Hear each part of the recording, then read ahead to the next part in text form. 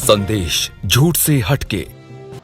नमस्कार, संदेश Hindi news channel में मैं हरिशंकर जोशी आपका हार्दिक स्वागत करता हूं, हार्दिक अभिनंदन करता हूं।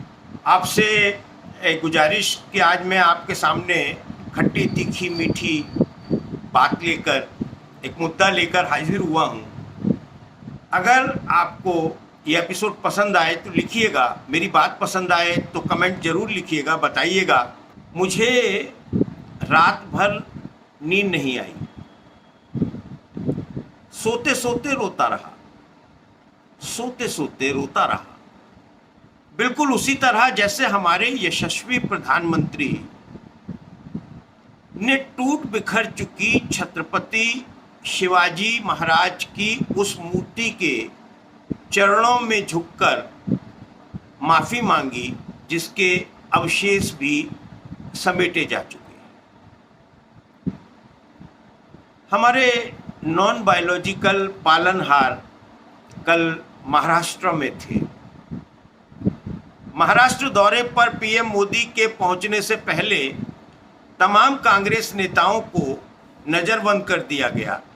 वहीं कांग्रेस नेता वर्षा गायकवाड़ सहित कई अन्य को गिरफ्तार किए जाने की भी खबरें आईं। मुंबई और पालाघर में जमकर विरोध हुआ, काले झंडे दिखाए गए। सिद्धदुर्ग में शिवाजी की विशाल प्रतिमा गिरने को लेकर कांग्रेस शिंदे सरकार पर हमलावर है। महाविकास आघाड़ी और कांग्रेस दोनों हमलावर हैं। और जब मोदी पहुंचे तो उन्होंने सार्वजनिक रूप से सिर झुकाकर माफी मांग ली। ये मूर्ति 3600 करोड़ के खर्च से बनी थी।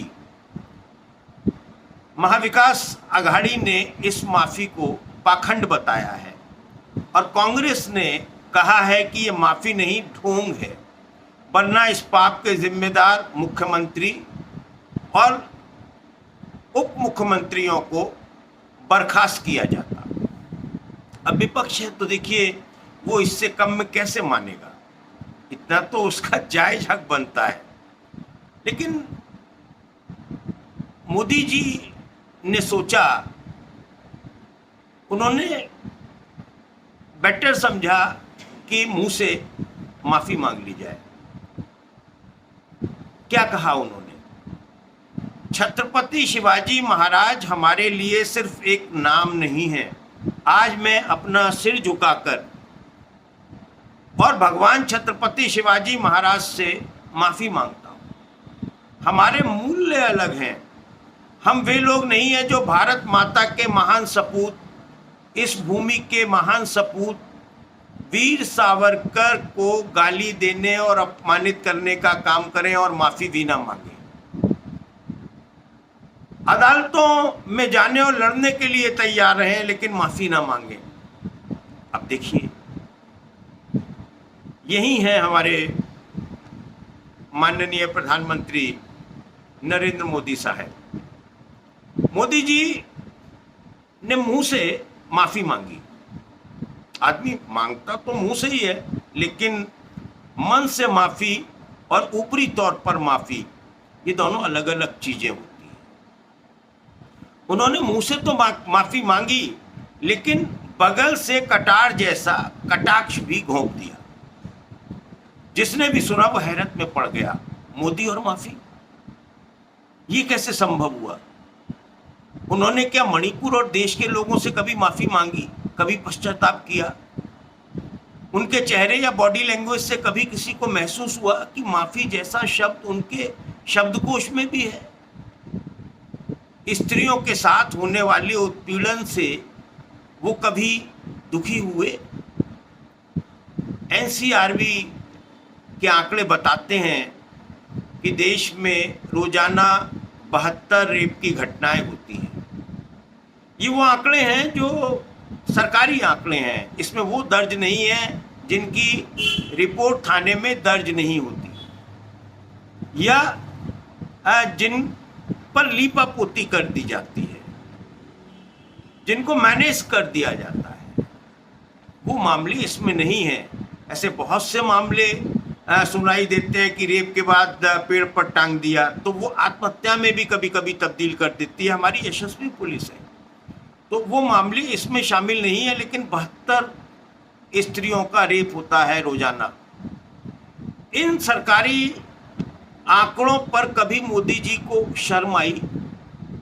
या जब देश के लिए पदक लाकर गौरव बढ़ाने वाली बेटियों के बाल पकड़कर घसीटा गया, उस दिन मोदी जी का सर शर्म से क्यों नहीं झुका? जब देवी स्वरूपा खिलाड़ी बेटियों के गले के ऊपर बूट रखकर दबाया गया, उन्हें प्रताड़ित किया गया, उस दिन मोदी साहब आपको हया क्यों नहीं आई, शर्म क्यों नहीं आई? जब बलात्कारी बाबा को जेल से पेरोल पर छोड़ा गया, 20-21 बार बलात्कारी बाबा सजा भुगत रहा है, जेल से पेरोल पर जब चाहता है तब आता है, जब चुनाव आने को होते हैं तब आता है। आपको बाबा बलात्कारी के पेरोल पर आने में कभी कोई लज्जा आई? कभी आपका दिल जो है वो भीतर से रोया? उसने कहा कि नहीं नहीं, ये गलत कर रहे हो? मामला कुर्सी का होता है। आपको तब कैसा महसूस हुआ था जब बिल्किस बानो के बलात्कारियों की सजा सरकार की अनुशंसा पर माफ कर दी गई थी और रिहाई होने पर उन्हें फूल मालाएं पहनाकर ढोल बजाए गए थे? उन ढोल की आवाज तो आपके कानों तक भी गई होगी। कौन लोग थे ढोल बजाने वाले? परलोक से देख रहे छत्रपति शिवाजी महाराज भी समझ रहे होंगे कि जिसने सैकड़ों बर्बरताओं की माफी देश से न मांगी हो, वो महाराष्ट्र चुनाव के मद्देनजर मुंह से माफी शब्द कह तो रहा है, लेकिन इस समयोचित माफी को भी आपने संस्कार कहकर अपना एक रूप दिखा दिया, अकड़ दिखा दी, बता दिया कि आप कैसी माफी मांग रहे हैं। महाराष्ट्र चुनाव अगर सिर पर नहीं होते तो क्या नरेंद्र मोदी माफी मांगते? कैसे भी स्वयं को वो माफी के लिए क्या तैयार कर सकते थे? तो नॉन बायोलॉजिकल है, घोषित कर चुके हैं, उन्होंने ही घोषित किया। स्वयंभू भगवान, यही मतलब होता है नॉन बायोलॉजिकल का। तो भगवान कैसे माफी मांग सकता है? भगवान से तो भक्त माफी मांगेंगे। आपको चुना है, हम भी भक्त हैं आपके, जो चुनने में आपको आपकी सरकार बनवाने में अपना योगदान कराए थे। कभी मोदी जी आपने मुखार बिंदु से कहा, अपने मुखार बिंदु से कहा मोदी जी आपने कि मैं छत्रपति शिवाजी महाराज के चरणों में सिर झुकाकर माफी मांगता हूं, पर 3600 करोड़ की लागत से बनी छत्रपति शिवाजी महाराज की मूर्ति के न चरण बचे और न अस्तित्व। फिर आपने अपना शीश उस विखंडित मूर्ति के चरणों में कैसे झुकाया होगा, मैं नहीं समझ पा रहा हूँ। हाँ, संभव है किसी और प्रतिमा पर या चित्र पर आपने शीश झुकाया होगा, माफी जैसा शब्द बोला होगा। और देखिए, आपने माफी जो मांगी वो किस चीज के लिए मांगी, ये भी थोड़ा सा मैं उत्सुक हूँ। जनता भी उत्सुक है, नागरिक भी उत्सुक है, वो जानना चाहते हैं कि आपने माफी किस चीज के लिए मांगी। मूर्ति बनाने में जो भ्रष्टाचार हुआ आपने उसके लिए माफी मांगी, या दैवीय प्रकोप के लिए आपने माफी मांगी जिसके चलते मूर्ति टूट गई? आप तो नॉन बायोलॉजिकल हैं, मूर्ति को बचा सकते थे, आप क्यों नहीं बचा पाए? आसुरी शक्तियां अगर आक्रमण करें तो भगवान ही बचाने आते हैं, नॉन बायोलॉजिकल ही बचाने आते हैं। आप हमारी रक्षा करने क्यों नहीं आए भगवान? उस मूर्ति की रक्षा करने क्यों नहीं आए भगवान? ये सब लोग जानना चाहते हैं। बायोलॉजी का अर्थ तो प्रभु ही होता है ना, नॉन बायोलॉजिकल का अर्थ प्रभु ही होता है। अच्छा छोड़िए, रहने दीजिए। मान लिया कि आपने दिल से माफी मांगी, मान लेते हैं ये संख्या क है, बीजगणित में इसी तरीके से चीजें हल की जाती हैं। अंतर्मन रोया आपका, अगर दिल से माफी मांगी तो।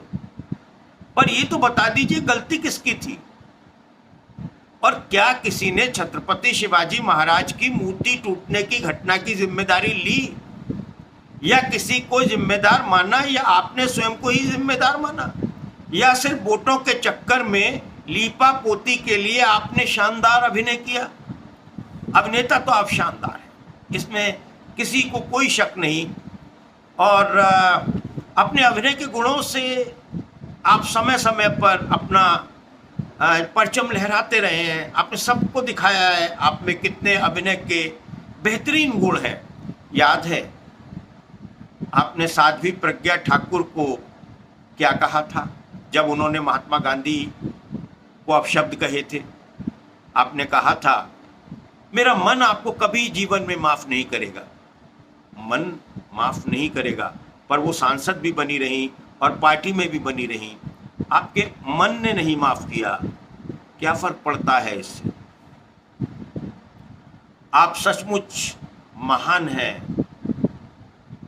पूजनीय हैं, नित्य वंदनीय हैं, सच के साथ और भ्रष्टाचारियों के खिलाफ रहने का ढोल पीटते रहते हैं। हमेशा पीटा है आपने ये ढोल, विपक्ष को ठेंगे पर रखते हैं, लेकिन इधर आप गठबंधन से कुछ घबराए हुए से लगते हैं। ऐसा क्यों है? राहुल गांधी कहते हैं डरो मत, पर आपके हाल में लिए गए फैसले और फिर उन फैसलों से डिग जाना, पलटी मार जाना, आपकी चुगली कर जाता है। राहुल गांधी को तो आपने और आपकी पार्टी ने पप्पू बताया, पप्पू सिद्ध करने में कोई कसर नहीं छोड़ी, फिर क्यों आज आपको उसका डर सताने लगा है? ये हम भी जानना चाहते हैं। ये रहस्य उद्घाटन किसी दिन कर ही दीजिए। अच्छा, एक बात बताइए, सिंधुदुर्ग जिले की मालवड़ तहसील में राजकोट किले में स्थापित मराठा योद्धा की 35 फुट की प्रतिमा, 35 फुट ऊंची प्रतिमा ढह गई थी। आप इसके लिए दिल्ली में बैठकर भी तो दुख प्रकट कर सकते थे। मन की बात तो आप यूं भी अक्सर किया करते हैं, पर आपका मन 3 दिन बाद क्यों बदला? मुंबई आने के बाद आपको ये भान क्यों हुआ कि नहीं, आज तो मन की बात कहनी ही चाहिए, और मन की ना हो तो मुंह से तो माफी मांगनी ही चाहिए। शायद यहाँ मन नहीं, मस्तिष्क ने कुछ काम किया होगा। मूर्ति गिरने की घटना जो है राज्य भर के लोगों में आक्रोश पैदा हुए है, और उसी ने आपको शायद झकझोर दिया होगा। पता नहीं किस्सा वोटों का भी रहा होगा। वोट खिसकने का मतलब कुर्सी खिसकना, कुर्सी जाने का दुस्वप्न कैसे कोई व्यक्ति देख सकता है? कोई भी नहीं देख सकता। आप तो बिल्कुल भी नहीं देख सकते। मैं भी होता तो ये दुस्वप्न ही होता, कुर्सी जाने का जो डर है। यह आपको